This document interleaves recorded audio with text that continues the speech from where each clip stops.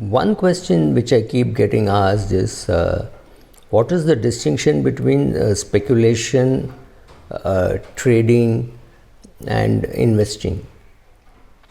Well, these are all important words. People have made tons of money doing speculation, people have made tons of money doing trading, and people have made tons of money doing investing. So all have their place under the sun. When one ridicules the other, it just means that they know less about the other. That's all. It doesn't mean anything else. So now, what is speculation? Speculation is an attempt, successful or no is a different thing, by trying to convert a small sum of money into a huge sum of money very quickly. Right? That's what it is. You hope to put 10 rupees and trying to make it into 100 rupees. Right? So, but the same time, when you buy a lottery ticket, that's not investing, right? Suppose you bought a piece of land long ago and it got you no returns, or you bought gold long ago, it got you no returns at all, nothing happened. But today when you look at it, you are getting a CAGR of 12%, which is in line with what you would have gotten Sensex. Now, does that mean it was a speculation, or does it mean it was an investment? Can the end result of what happens decide on whether it was an investment or it was a speculation? Very difficult. So like I said, speculation is an attempt to make a small amount of money into a large amount of money. And investing is trying to ensure that if you have a large amount of money, that it is not get eroded. It could get eroded for various reasons, including inflation. So if you can stop erosion and get decent returns on your money, you've been a good investor, right? So all this definition of speculation and investing, if you have recognized, I admire you. I've taken it from a very famous book. No, I'm not mentioning the name of the book, right? Go and find out. So most of my talk about speculation and investment will have to come from book. It will have to come from where are the customers' yachts. It has to come from the greatest Benjamin Graham, right? It has to come from all those places only, because these are people who have done a lot of Jason Zivig. These are all people who have spoken a lot about speculation, and Bernstein has written a complete book on that. And I'm not quoting Taleb today, but yes, these are the masters to whom you have to go and find out what is the distinction, because we all speculate, we all trade, we all invest, and we don't understand what we are doing while we are doing the transaction.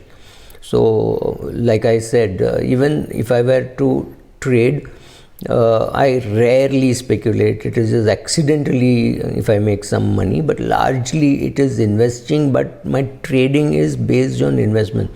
For example, if I buy a State Bank of India at 150 and I see it going up to 190 in the next 3 days, I'll sell, hoping for sure that this is too hot and it will come down and I will be able to buy it, right? That kind of a thing.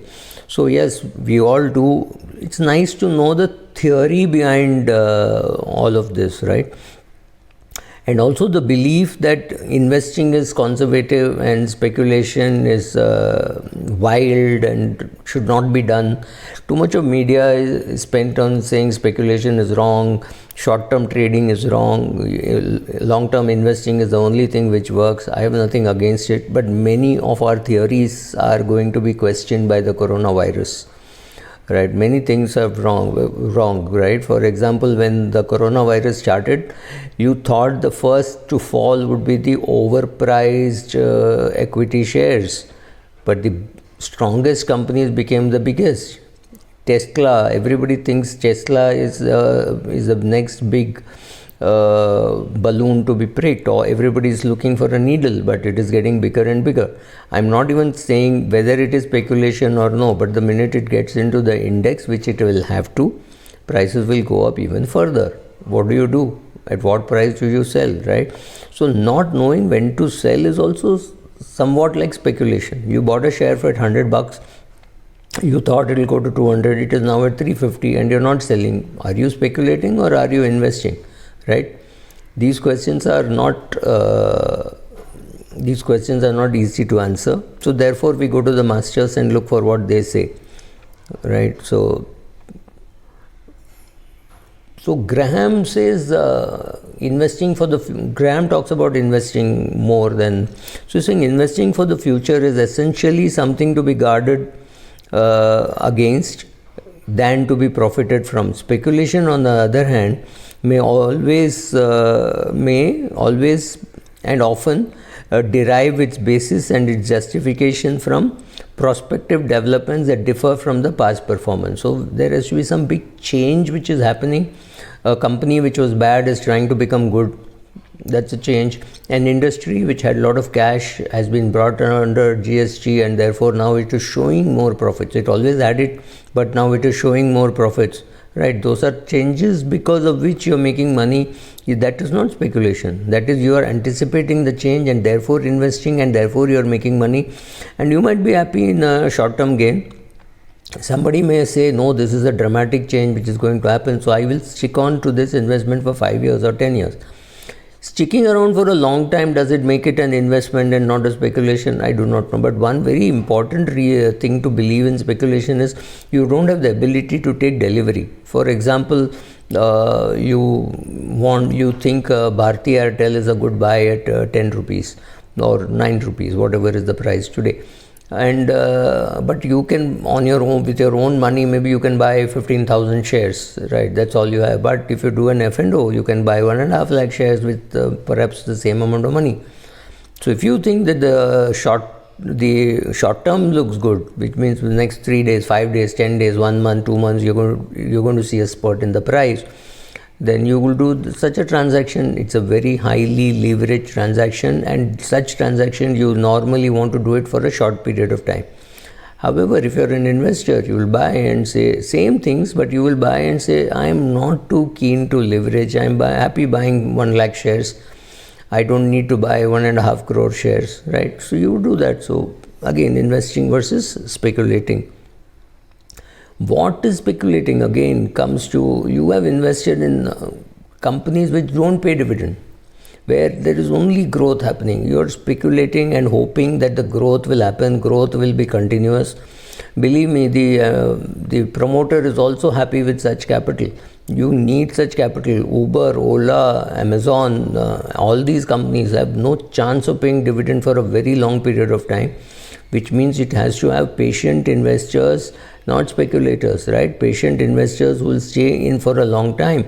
Now they are getting nothing in return, which means their patience could be running out. Suddenly one day when they see Amazon crashing, they might panic and say, okay, let me sell partially. That might keep on increasing the panic, right?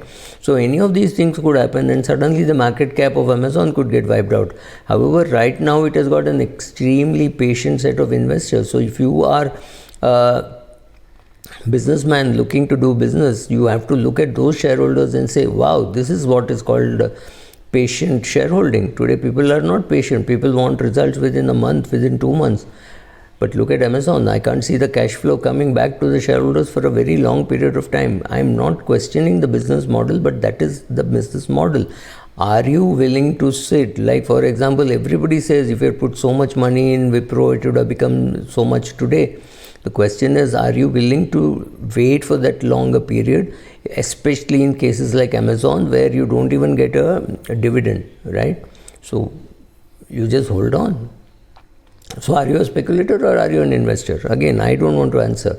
Does your time horizon define whether you're an investor or a speculator? I really don't know.